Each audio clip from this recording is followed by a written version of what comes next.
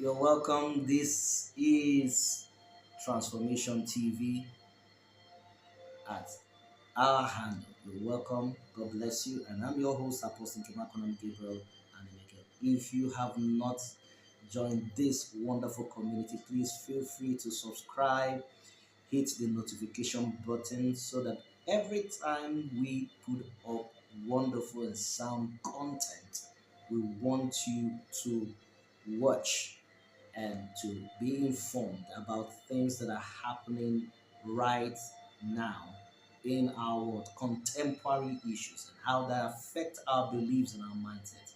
And so I want you to watch a video. The issue that has bothered so much about the opening of doors in the Vatican City. And it's been a intriguing issue that has you know caught a lot of people's attention. This is not just any kind of doors. 5 doors on the eve of Christmas. Why now?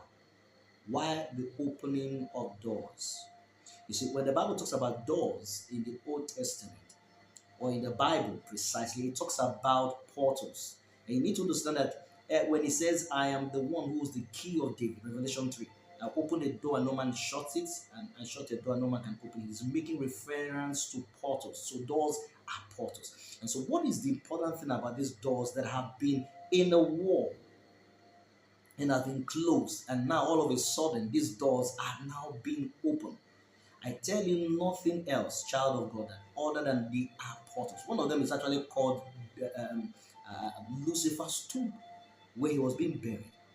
And so you see a lot of things that are being carried out that do not have scriptural backings and holds. And I'm praying for my brothers who are of that faith, that the Lord will save you and deliver you. I used to be part of it. I did my Holy Communion, I did my confirmation, I did all those religious things anybody would have done.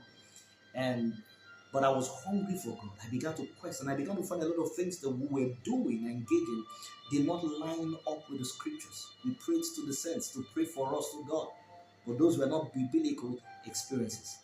And I found that what we used to call Mary was not Mary. It was the Queen of Heaven, and the child she carried, they called Christ, was not Christ. It was actually Nimrod, because there was an integration of the Roman Catholic way of belief. The Romans integrated their pagan worship into the church. And so they couldn't stop the Christian movement, so they integrated into the church, and it was called the Roman Catholic Church. And so the word simply means the church in Rome is universal. That is what it means, because the word Catholic means universal. The church in Rome. And so you see the services are carried out in Latin. Latin is literally dead languages.